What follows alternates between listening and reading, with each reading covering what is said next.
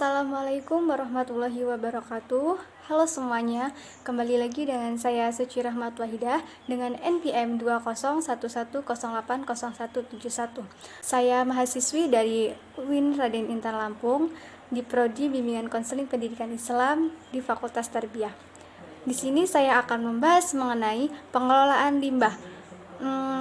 Pasti kalian penasaran kan, bagaimana sih cara pengelolaan limbah yang baik dan benar? Apa aja sih jenis-jenis pengelolaan limbah, dan bisakah limbah dijadikan barang yang bermanfaat?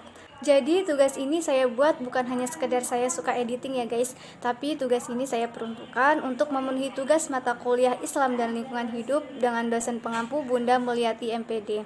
Langsung aja, dan jangan lupa like and comment. Cikidat. Sebelum kita membahas mengenai pemanfaatan limbah, kita harus tahu dulu tuh, limbah itu apa sih sebenarnya? Menurut WHO, limbah merupakan sesuatu yang tidak berguna, tidak dipakai, tidak disenangi, atau sesuatu yang telah dibuang yang berasal dari kegiatan manusia dan tidak terjadi dengan sendirinya. Yang berikutnya yaitu jenis-jenis limbah. Limbah berdasarkan sumbernya ada 6. Yang pertama, limbah rumah tangga, meliputi sisa makanan, kulit buah dan sayuran yang telah busuk, kertas, plastik, kayu, kaleng bekas, dan botol bekas. Dan yang kedua, limbah medis, meliputi obat-obatan yang telah kadaluarsa, bekas suntikan, bekas APD, sisa kemoterapi, dan lainnya.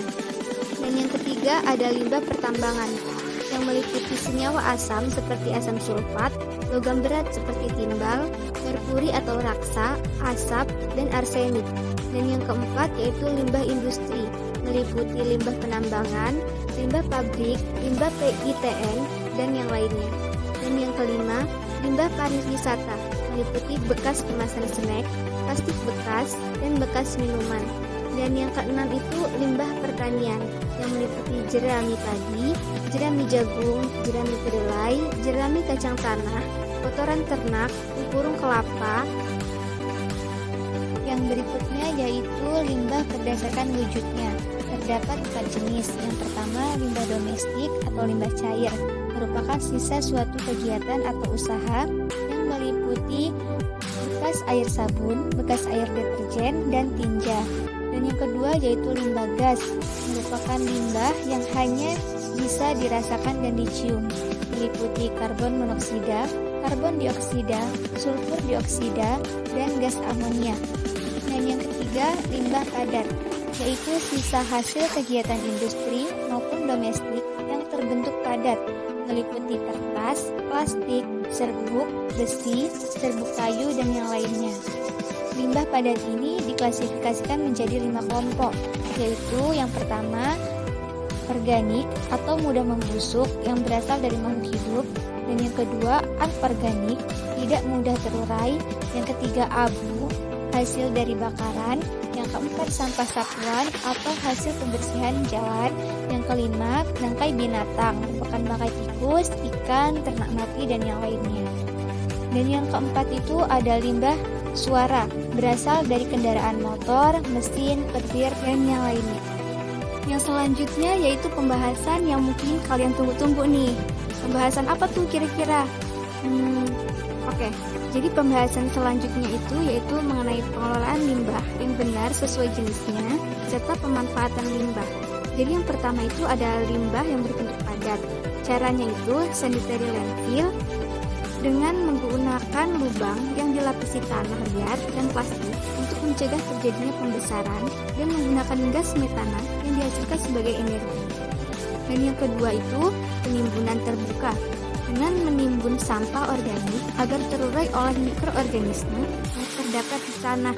Wah, jadi sering banget nih kan ya ada dedaunan yang kita nggak tahu tuh mau dimanfaatin menjadi apa.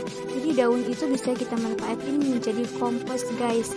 Jadi jangan kita bakar tuh kalau ada sampah, akan mengakibatkan pencemaran udara. Dan yang selanjutnya yaitu didaur ulang, menggunakan limbah anorganik untuk diproses kembali menjadi barang baru bernilai ekonomis tinggi. Keren banget nggak sih? Limbah bisa dimanfaatkan dan bernilai ekonomis yang tinggi.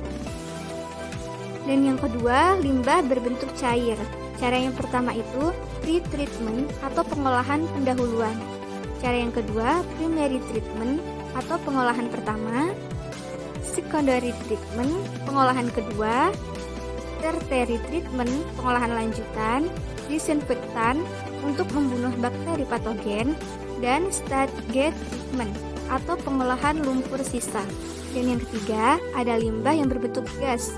Nah, limbah berbentuk gas ini dengan cara pengurangan gas buangan, yaitu mengontrol jumlah gas berbahaya di udara melalui proses desulfurisasi, menurunkan suhu pembakaran, atau juga penggunaan bahan bakar alternatif. Dan yang cara kedua yaitu metode kimia dan fisika dengan memanfaatkan beberapa fase mulai dari fase gas, padat, hingga cair untuk memberikan gas buangan agar lebih aman untuk lingkungan. Yang berikutnya ada beberapa contoh pemanfaatan limbah yang limbah itu sering banget kita temuin di rumah kita. Jadi rugi banget nggak sih kalau misalnya kita nggak tahu limbah itu bisa kita manfaatin.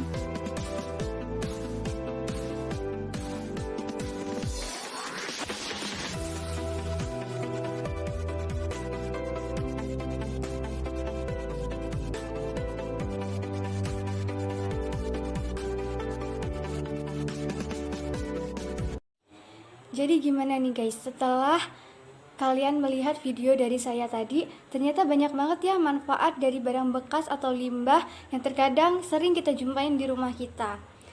Rugi banget gak sih kalau misalnya barang-barang tersebut kita buang begitu aja tanpa kita olah atau kita daur ulang gitu.